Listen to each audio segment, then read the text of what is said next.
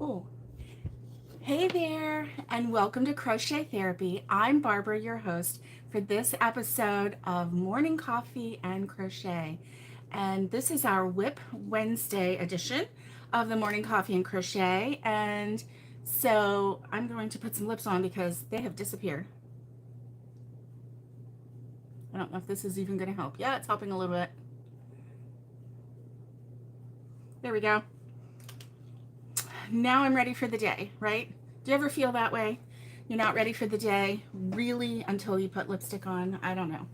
At least for the ladies. Maybe for the men. I don't know. Hey, Alice. Hey, Roberta. Good to see you. It is so good to see you guys. And let's see. Nikki. Yay. Oh, Roberta, you're cheating. Hey, good morning, Wendy. Good morning, Awanda. Good to see everyone here this morning. Good to see everyone. Roberta's cheating. I'm going to tell everybody. And she is having a second cup of coffee. And you know what, Roberta? I just have one big coffee. And then maybe I might have another one, but let's do this one first.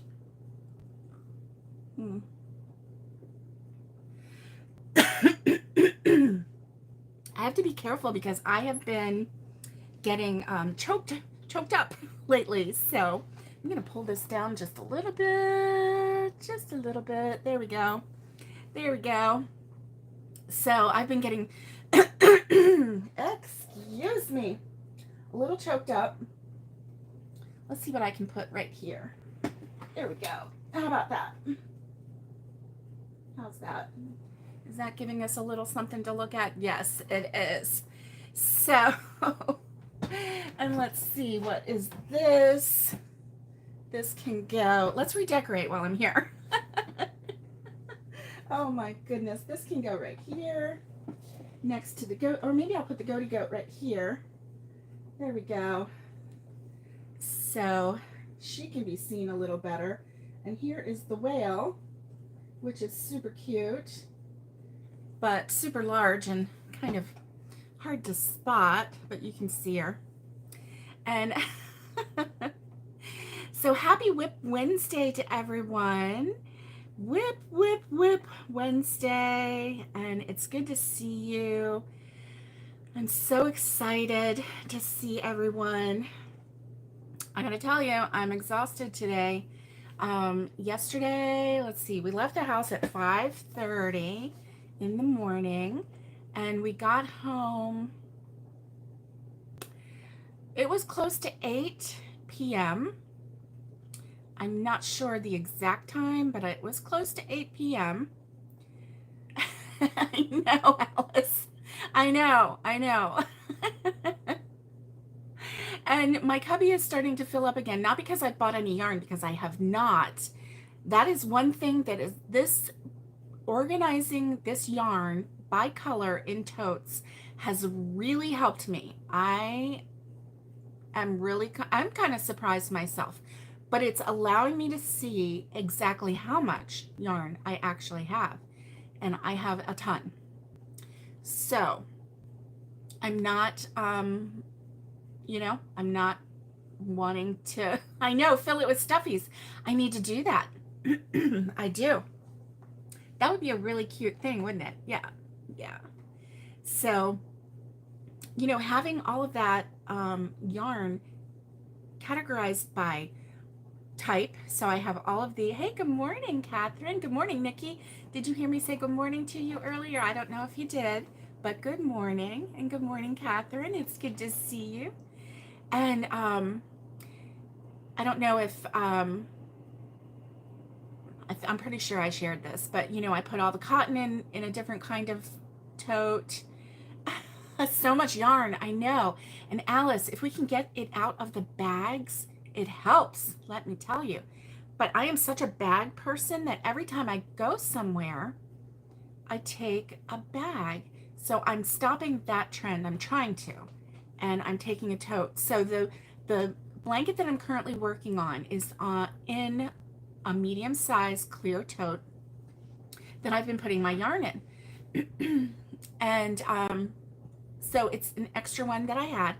So I have all of the, scrap balls of yarn in there. Not all of them because they won't all fit now that the blanket is so large. The blanket, like the lid, like here's the top and the lid is like this, right? Because the blanket is so large right now. But that and the fact that I just shoved it in, I didn't take time to fold it properly because when hubby got off work, then I was like, oh, let me put it all away. And man, yesterday was hot. The thermostat in the car said that outside it was 106 for most of the afternoon, and it was sweltering hot. So I'm really hot today, and I hope that it can cool off. And I think one of the reasons that I'm hot is because, and I know I'm rambling, I'm sorry. One of the reasons that I'm hot, I can't stop rambling, is because it is so much cooler the more north you go of Florida. So like in North Carolina-ish, it's like upper 60s, lower 70s, and then it'll get into the 80s some, in the afternoon, but it's cooler. And in Tennessee, where we're moving, right now it's like 67 degrees. That's my kind of degrees. Like, yeah, that's my kind of degrees. So anyway, but first, what's in your cup? I know Roberta is drinking her second cup of coffee, and I hope you don't regret it, but I don't think you will, because coffee is delicious.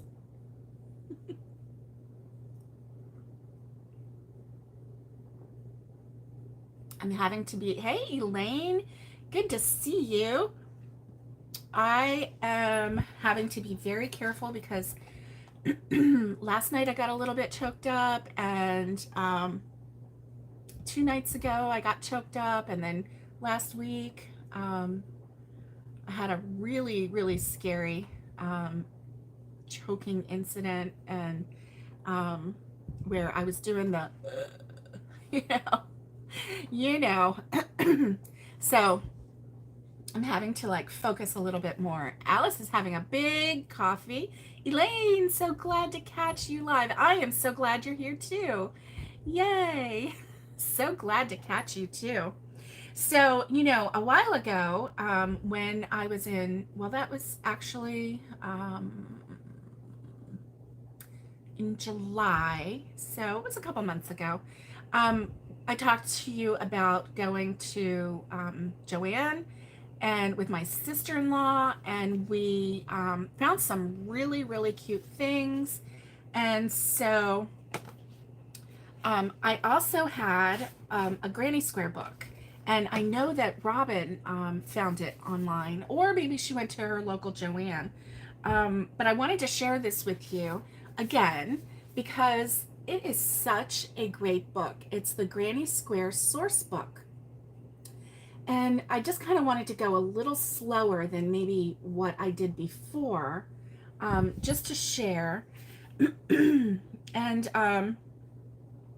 so this was at Joanne, and the price stamped on the book from the bookseller is $24.99. $24.95, excuse me. Canadian, it says $33.95. Euros, $21.95. So anyway, but this book has so many different kinds of granny squares. And I know that this is Wip Wednesday, and we're going to talk about what's on our hook. But I just wanted to share this with you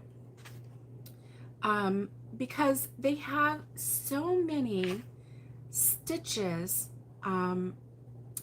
so many different types of granny squares, that ultimately, if you played around with some of these granny squares and learned the techniques, you could create your own. And look at that one. So, it's a circle granny square in a square. So it's like a circle square granny square. This one is just at an angle. It's the same thing with different colors. And that's the other thing, you know, with a granny square, when you change up the colors, it changes up the whole vibe and the whole look of the granny square. Um, and I know some of us really don't like granny squares, and I get it. I get it, because it's the putting together of the squares that is like so tedious for some of us. Hey, Valerie. No breathing when drinking. That's right, Nikki. That's right. You got that right. And I've been really bad lately about breathing and drinking, and I've had a couple really, really scary moments. So I'm like, okay, you need to just like slow down and pay attention. Just be in the moment. Stop, like, you know, ooh, ooh. My problem is, like, if I have a thought, I usually go, I have a thought, you know, and so I inhale. No matter what I'm doing at the time, that is my habit. And sometimes I scare people because, like, I'll be just sitting there quietly and I'll go, you know, and they think that I'm like in shock over some horrible thing that's happening. And no, it's just because I had a thought. So, you know, and that's really where probably I would say 85% of the time when I choke or strangle on, you know, liquid or whatever, that's usually what happens. Is I have a thought, I go, and and then I'm almost, you know, keeling over. So let's see, somebody had a thought. Oh, Nikki is still working on Crafty Owl Darla shirt, slowly but surely. Good. Nikki, just work away at it. That is awesome. That is awesome. Oh my goodness. I love it. I love it. So this one is really cute. It's called a cluster square. And you know what I like about granny squares is that if you are going for a certain size, like let's say this one, you could actually just, let's say this one maybe only turns out to be 5 inches, which, you know, I think depending on the project, the smaller granny squares are the ones that usually, you know, get made, right? So then you just put an extra border on and probably you've got the 7 inches. So that's what I like about this too. Let us go on with our morning. Okay. Oh, look at you, Valerie. Valerie is listening, and she is currently making chicken and waffles, orange juice, and coffee. Valerie, you are so creative with your morning breakfasts. And wow, I just think that that is amazing. You know, I have made like the most fancy thing that I ever made, and it's not even fancy. It's just kind of like, you know, something that you would only get in the restaurant was shrimp and grits, you know. I mean, you know, obviously, you know, you make things like lasagna and casseroles, and you make, you know, you fry up some meat or whatever. But like that chicken and waffles reminded me of like shrimp and grits, you know. It's like in that southern kind of food vibe, you know, home style kind of restaurant cooking that, you know, you only get when you go out. Never occurred to me to make chicken and waffles, but how awesome is that? My sister-in-law would love that. My sister-in-law can eat chicken all meals of the day. She loves chicken. So, like for her, going to Chick-fil-A in the morning is like her dream, because like a chicken and biscuit is her favorite breakfast. You know, it's kind of weird to me because I don't usually do chicken in the morning, but this girl can eat anything for a breakfast, so I'm sure I would love it. I just have to try it. Food time to head east for food. Yes, Wendy, come on over east, southeast, and get some good Southern cooking. Val's got it. I know. Come on over. We're all going to sit down at your table, Val, and just have some good old-fashioned Southern food. And I was watching this lady cook the other day, and she made dinner, and there wasn't any meat on her plate for dinner. And she was like, "You don't always have to have meat for dinner." And I was like, "Right, right." And my husband's like, "Okay." I'm like, "What do you mean, okay? You love meat." He is a big meat eater, and like if there's not meat, like used to be, if you make, breakfast, like eggs, eggs are protein, so you don't really need any other meat to go with it. But he'd be like, "There's no meat." I'm like, "The eggs." He's like, "Eggs aren't meat." Like, okay, well, whatever. So I am a rambly girl today, aren't I? Food, yummy. Oh, Valerie says, "Come on down. She has enough." Well, we are getting in the car and we are having a road trip, Valerie. We sure are. I want to try that. Chicken and waffles. I have never, ever tried it together. And I bet it's good. I bet it is. That sweet and savory. I mean, everything goes good with a waffle, let me tell you. Waffles are delicious. My mom makes really good waffles. I love her waffles. So, anyway. Oh, okay. So, oh, it's funny because you're a northerner. Oh, look at you. Oh no, you thought you would miss us because you left your phone at home. Wendy, I'm so glad that you're here. So glad that you're here. Oh, Wendy loves chicken and waffles, so she is on her way. And hello. Good to see you, Catherine's Granny Squares. It's good to see you. We are talking about Southern cooking. Valerie is currently making chicken and waffles for breakfast. And we're all talking about heading over there. We're going to hop in the car and carpool. Let's go. And go over and eat some chicken and waffles with her. She says she has plenty. Of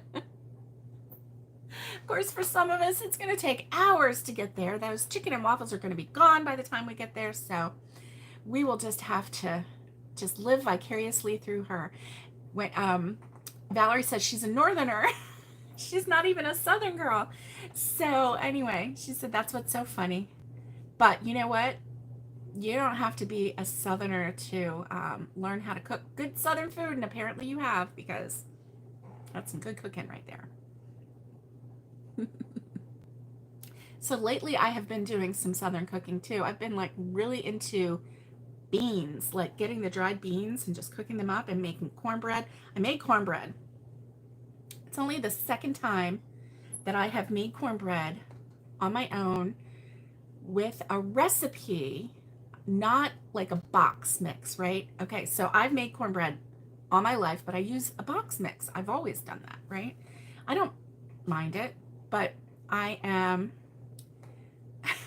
northerners. Alice says, "Val, if you are a northerner, then Catherine Lyons and I are northerners." Yes, you are, Alice, and we love you too. Oh,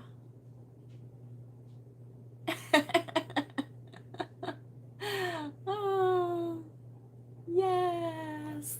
Catherine's Granny Squares, we're saying hi to you too.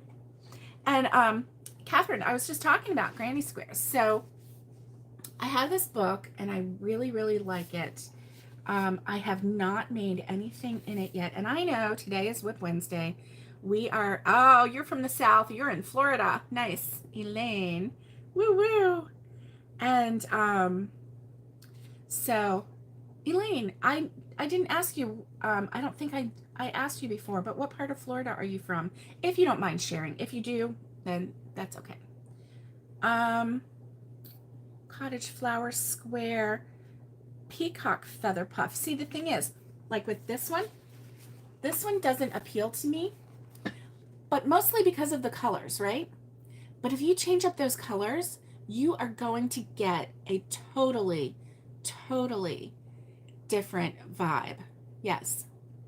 Navy beans with turkey wings cooked in a crock pot. I have not, but speaking of navy beans, I just made navy beans and we had a ham over the weekend. And oh, you're addicted to Granny Squares. Yay! And yes, I love that square too. And the thing is, you change up the colors and you get it to look the way you want it to, right? And so I forgot what I was saying. Oh, in the crock pot. Okay. We had a ham over the weekend. So what I did was I took the bones. There was still a little bit of meat, but you know how sometimes there's ham and you can't get all the meat off, but that's okay. What you do is you put it in a stock pot, cover it with water, and you boil it up until you get that good ham stock. And then the meat just kind of falls away so you can get big chunks of meat. And so I put the big chunks of meat and the strained stock into the crock pot, put like 4 heaping cups of navy beans in there, dried navy beans in there. I don't soak my beans. I like the thickness that comes from not soaking your beans. And anyway, put the navy beans in there, cut up a really big onion, cut it up into a little, diced it up basically, put that in there. And that was it. I didn't even put salt or pepper because, you know, the ham has, oh, I'll show you and I'll tell you what it says. I'll tell you about the book.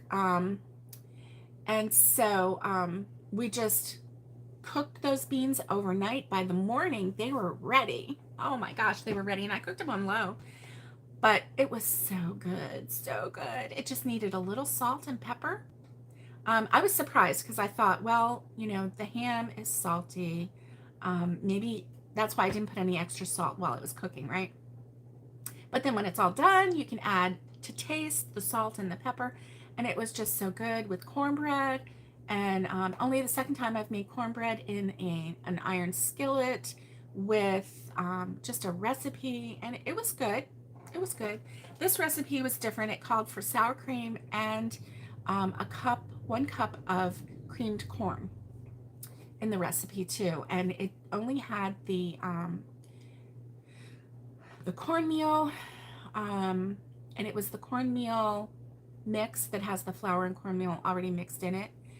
So it was really good. It was moist. It was, it didn't crumble up. It wasn't, you know, really, really dry. It was easy to eat, but probably because of Wendy's slowly changing her pans to cast iron. You know what, Wendy? I want to just start using mostly cast iron, even for, you know, even for other things like, you know, frying eggs and stuff. Although frying eggs, you know, we have the nonstick. We have the newer nonstick.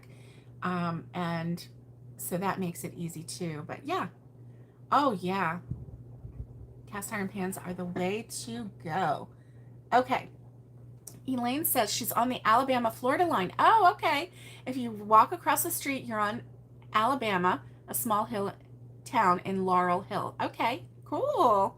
That's awesome. So you're in the Panhandle, and I'm assuming you're in the Panhandle, and that sounds so exciting. So exciting. Okay. Catherine Lyons says she just ordered her book. It's coming tomorrow. Yay! I know, I love Prime too. Okay, so this is called Granny Square Source Book. And it says 100 contemporary motifs to mix and match.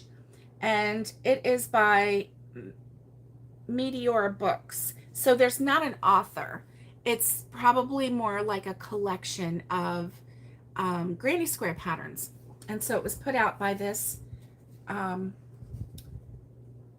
let's see. Yes, copyright 2019. So it's fairly recent. And, oh, okay. So it is a book that was first published in Antwerp, Belgium. So that is interesting.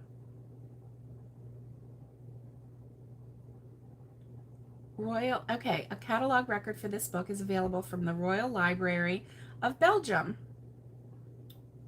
Okay, so that's interesting. And it says 100 contemporary motifs to mix and match. So like this is right at the beginning, and these are all the collections of the granny squares. So if you want to just do a quick glance and see, you know, what page yours is on, there are fruits and vegetables. I think there might be vegetables. let me see. There are fruits, definitely. Maybe just fruits. And animals.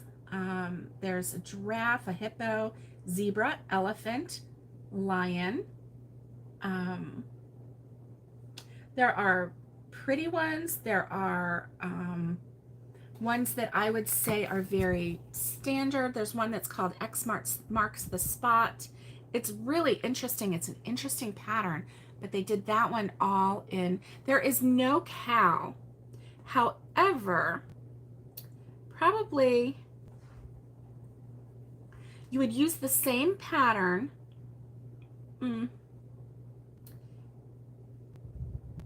Well, there's no cow, but it shows how to make the head, and the heads kind of look very similar in shape. So you could adapt one of these, Nikki, and turn it into a cow, and then use, you know, cow colors, whatever colors. I think you like the black and white cows. You could do that. So maybe you could do that. There's a watermelon. It's funny because the watermelon square is way over here, away from the nectarine, orange, lemon, cut apple, and whole apple. So anyway, they're like, this one is a lazy daisy. So I was really impressed with this book because out of all of the books that I look at, only some of them really float my boat. And this one, it's more of, here's the pattern. A lot of them are just one page. So it has a really clear photo of what your end work is going to look like. And then very simple directions. And I really, really like that. Oh, what is the favorite stitch when stitching the granny squares together? And Wendy says, that's because watermelon is special. Yes, it is.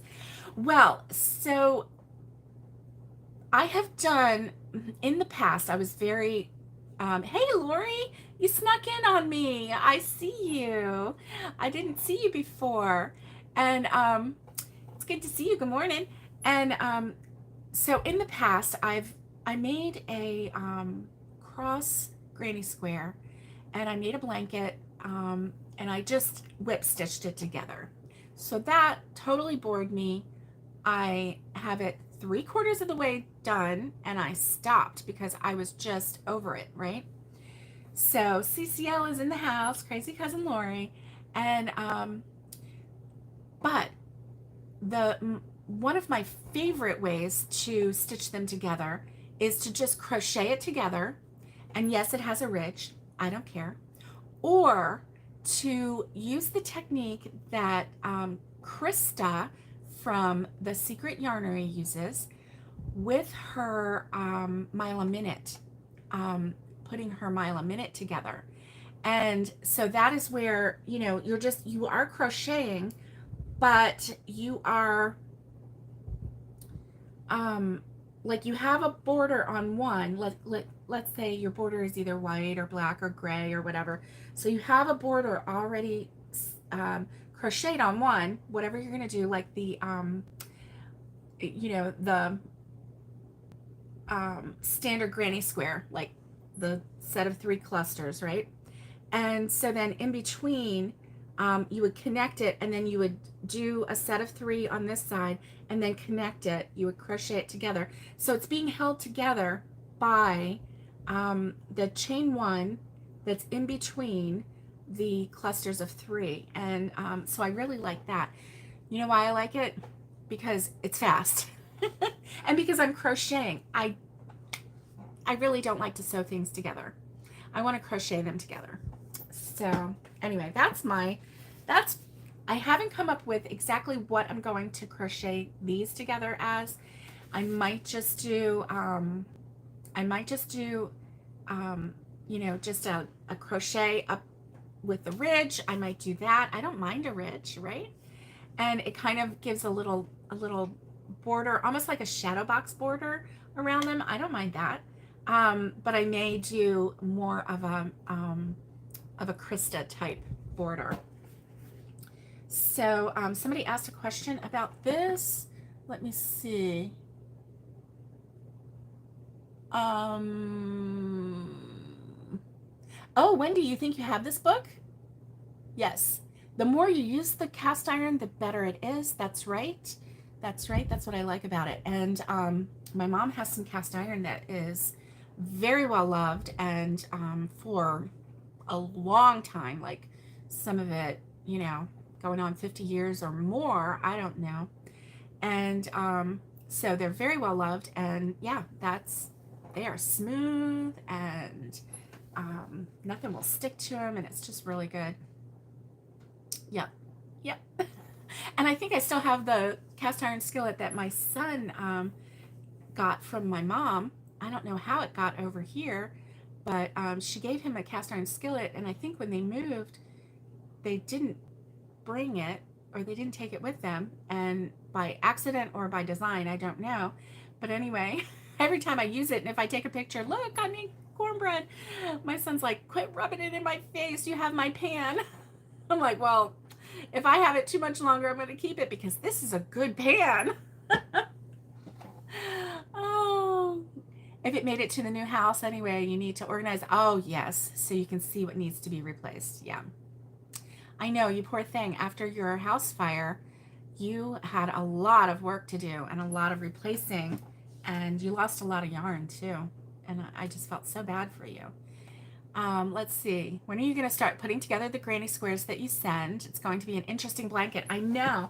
I can't wait. So I'm going to start doing some unbagging soon. I wanted to get, you know, a little pile together. And then I kind of want to wait until I get some so that I can, at least for the middle, like kind of, I don't know. Because it's going to be eclectic. It's going to be, oh, Wendy says slowly it is being done. Yeah, I know. It takes time to recover from something like that. It really does. A house fire is major, very major. So anyway, yeah, we're going to lay it out and just start putting it together. And I can't wait. I can't wait. But I'm going to wait until I get a couple more. And then we'll start putting them together. Yay! So that'll be fun. Totally fun. And you know what? I don't even care if it's like, are the new cast iron sticky when you first cook with it? They're not. Well, the ones that I've been getting, Valerie, are Lodge, and they are manufactured in Tennessee. Oh, the post office told you 2 weeks. Okay. I'll start stalking the post office then. I'll start stalking the post office and and going every day or every other day just to see. That'll be fun. So Lodge, they come seasoned already. Excuse me. And then when you get them, of course you're going to wash them. You know, they're new. They were in the store. Who knows who touched them or whatever. You know, you want them for your house to cook with and everything. You're going to wash them, and then you can season them again if you want. And it's never a bad idea. I'm not a cast iron skillet expert, but I've watched some people, and I see how my mom treats hers, and she has always washed hers with soap and water in the sink, and then she puts it in the hot back and dries it and puts it in the hot oven that is cooling down from whatever whatever she baked. She puts it back in the hot oven, and that oven dries up any moisture that might be on that skillet. And that is one of the secrets to her keeping her cast iron so good for so many years. Because she doesn't just dry it and let it air dry. She actually puts it in the oven and makes sure that all of the moisture is off, that it just bakes them off. Oh, Wendy says she likes to find them in thrift stores or yard sales. Yeah, absolutely. Absolutely. That's a wonderful idea. So did the what's in your cup. I know some people have coffee in their cup. If you haven't told me what's in your cup and it's something you want to share, go ahead. That's how your mom did her cast iron. Yeah, put it in the oven, and that way all of the moisture is just, you know, taken away. It's baked out, and that way you don't get any rust. Yeah. Okay, Nikki has 2 that were in storage and she needs to clean and re-season. Nice. Mm-hmm. Crisco to the inside. Yeah. Yeah. Crisco's really good to season your pans with. Any kind of, you know, and the more you use it, the better it is, because you're, you know, you're putting some kind of fat or oil in the bottom of those pans and the sides, and that just makes those pans that much better. So yeah, I was really, really happy with this Granny Square source book. And then I don't know if you remember, but I also got this little book, and it is Adorable Fruits and Vegetables to Crochet. And oh yeah, bacon grease. Yeah, absolutely. That's that's like pure gold right there. I love that stuff. Yeah. And what's really neat about this is there's, in the front of the book, there's all these photos, these gorgeous photos. Look at that banana. That was one of the reasons why I got this book, because this is the first banana that I've seen that looked like a real banana, looked like an actual banana. Yes, I actually bought these books from Joanne, but you can get them off of Amazon. So I can definitely give you a link to these books. These are some really good books. Now, I really like the way these are simple and yet very realistic. Look at this. This is a kiwi that was cut in half. So you can see right here. And then look at the strawberries. I mean, they're so realistic, and yet they don't look overly complicated, right? Tomato, eggplant, some good stuff right there. And then, so then all of the photos in the front, that's just one photo after another, right? So that you can go through and you can dream and you can be like, oh man, I need to make that carrot. I need to make those leeks.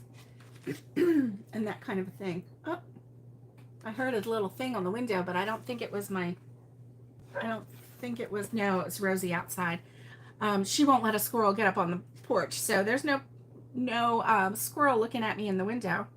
And then it goes to materials and techniques. So it talks about how to put these amigurumi patterns together, which is really neat. Like, even from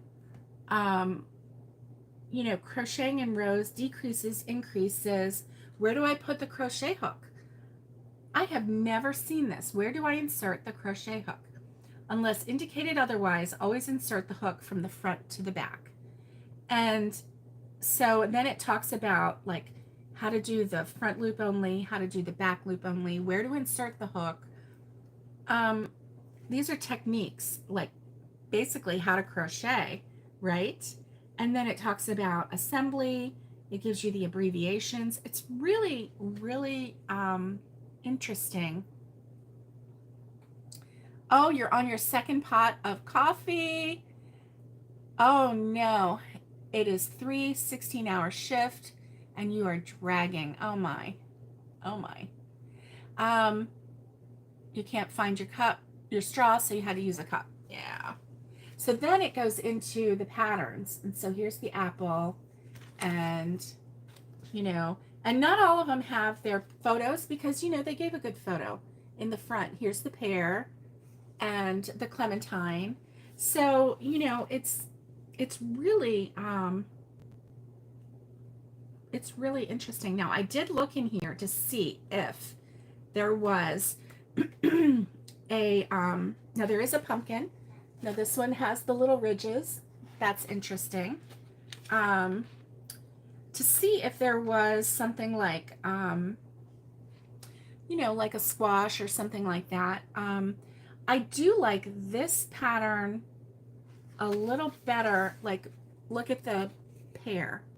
So what if we did the pear pattern and then we just extended that, the smaller part, extended it out a little bit and then closed it up like a summer squash, right? Or what if we did the banana and did it in green to be like a zucchini or a cucumber? So, you know, that's what I like about these books is they give you techniques.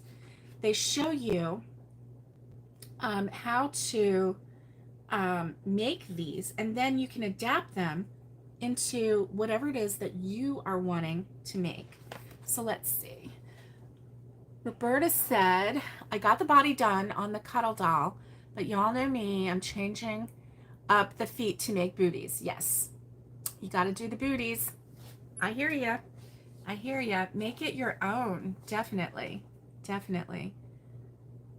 Oh, that's why you need that book. You need this book. Is this the one that you need? Adorable Fruits and Vegetables to Crochet. And this one is by Marie Klesse. Clesse. So very, very, very, very cute book. It's thin. It's not a big book. Wasn't expensive. But it's full of good information. And I just love looking through it. It just gives you inspiration. Like, I mean, look at this cauliflower. That looks like a real cauliflower. Yeah, I'm liking it. Radishes. So there are some vegetables in here that you could put in your cornucopia. You could put carrots. You could even put leeks if you wanted. I've never had a leek. I don't even know what it tastes like. Not a clue what it tastes like.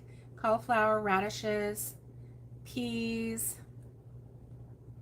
But you know, you think of the pumpkins. There is a pumpkin there. Oh, and the mushrooms are so cute. The mushrooms are so adorable. Here they are, button mushrooms. Look at that. I love that. So yeah, I'll put the link below for this one, and I can put it below for the granny squares if you like as well, just in case anybody needs. Oh, what book is the goat pattern? Yes, and see, I didn't even bring that book with me. It is Bonnie and Friends.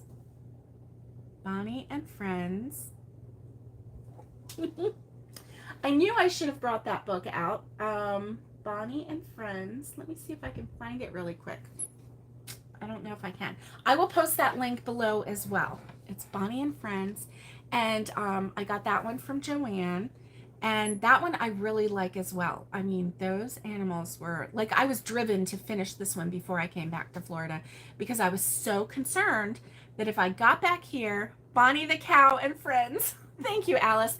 You tell me that every single time. I was sitting here going, where's Alice? Where's Alice? Where's Alice? Because I can never remember that book. I know Bonnie and Friends, but I don't remember Bonnie the cow and Friends. And but I can put the link for that as well down below. So oh, you're gonna be lazy today. Alice is a superwoman. Yes, she is. She keeps me straight. I tell you, she's like my brain. Somebody needs to be the brain around here, right? So yeah, I'll put the link for those 3 books down below. And then when it's Wiki Alice, that's right, Superwoman, Wiki Alice. And I keep missing the cow. I know. I'm sorry, Nikki. I have to apologize to Nikki now, right? Right, Alice? I know. And then this one. So this one is really super cute too, and I really liked this one. And I've gone over these before, but I kind of rushed through them, and I know, Nikki. Sorry about that. But look, Nikki, they're slippers and crochet animal slippers for all. And so it's not just for look, look, you open this up. Look, I'm going to show you. You open this up, and then you open this up, and look. It tells you what size to make for an adult or a kid. So let's say you have, family far away. What you could do is trace this onto a piece of paper if they're far away. Trace the kids one on a piece of paper and have the kids, mail it to them and have the kids stand on it and get an accurate size for them, and do that for the adults too. Of course, it's going to be easier if they actually are close to you. This would be I'm thinking that this would be a legal size piece of paper, so you could even take it to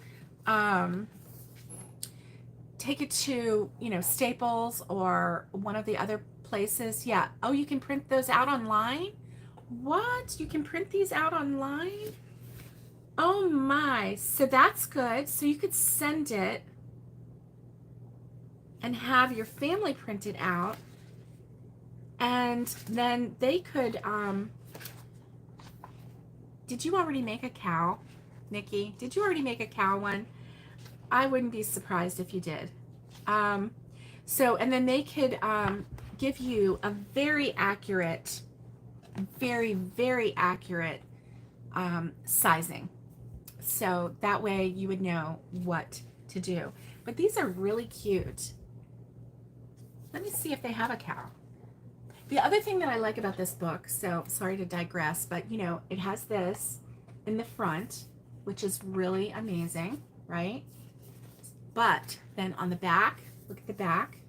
So then you open this up, and what does it have? It has a flap. So instead of, opening your, here's the hippie llama. Instead of opening your book and flattening out the binder, you just do that, and it is your, there you go. It's your bookmark. So I really like that. I really like it a lot. Abby did for grandchildren. So so we could take to store. Oh, you traced your feet and dated. Abby did it for the grandchildren. That's cool. That's cool. All right. So that one I really like, because this one, basically, let's say you have a family who likes cows, like Nikki. You could make everyone in the family a cow, as long as they have it. Let's see, they have a sloth. Oh, let me show you this one. This one's so cute. Little girls would love this one, the unicorn. But they have some for, the whole family. They have a frog. Oh, they have a dinosaur. This one is super cute. Little penguin. And the thing is, you could make these into whatever you wanted to make them, right? I think there is a cow. Oh, there's even a pug. That is so cute. Oh my gosh. So we have, oh my gosh, there's quite a bit. There is a friendly cow, 104. Let me show you. 104. We have a moose.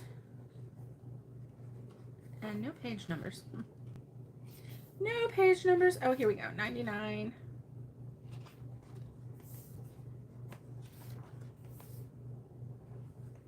Oh, Lordy.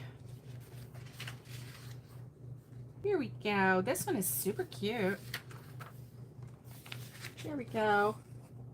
With the cow. Super, super cute. The friendly cow. And this one says the skill level is 2 circles, which would be like a little bit more than, all of these are going to be a little bit more than beginner, just simply because you are putting together a shoe, you know, and different techniques and sewing and all of that. So they're all probably going to be over the easy level, but each piece is probably going to be easy. It's just the putting it together that might be a little bit challenging, but hey, you are up to the challenge. I know you are. So I'll put the link to these down below, and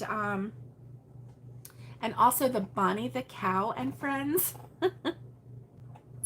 because that one was super cute too. So guys, I'm gonna let you go. I am tired from yesterday, and I am going to finish drinking my coffee, and we will see what the day brings. I hope that you have a great day, and happy Wip Wednesday to you. And I will see you on Friday for our Friday fun day. I'm going to come up with Friday. I will have some dad jokes for you. I will have they don't have infinite size on these slippers, but they do have, let's see, they have up to 11 inches on the adult. 11 inches on the adult. And they do have a maximum width, but you know, we're crocheting them, so they're going to stretch a little bit, right? So there is a size limit on the kids. It looks like it goes to 1, 2, 3, 4, 5, 8.5 inches for the kids, but then, you know, once you get to 8.5, then you're into the small adult. So that would be, oh, baby size. Oh, I'm sorry, infant, you meant to say. Okay. No, they don't have baby size on this one. No, they just have the children and the adults. So, but you could adapt the others. Has anyone heard from Tara? No, I have not heard from Tara for about a week. So if somebody wants to reach out to her, that would be nice. I know she would love it. I hope she's doing well. I have a feeling that she's just really busy right now. But it would be nice if someone would reach out to her. Definitely. Definitely. I love it. Sorry about the noise. I forgot to turn off my sound. So, okay, guys, I hope that you have a great day and stay safe, be kind, and get hooking. And much love to everybody. And I will see you on Friday. We're going to have some dad jokes and play a couple games, maybe some quizzes. And so we're going to have fun. I'll see you on Friday. Bye.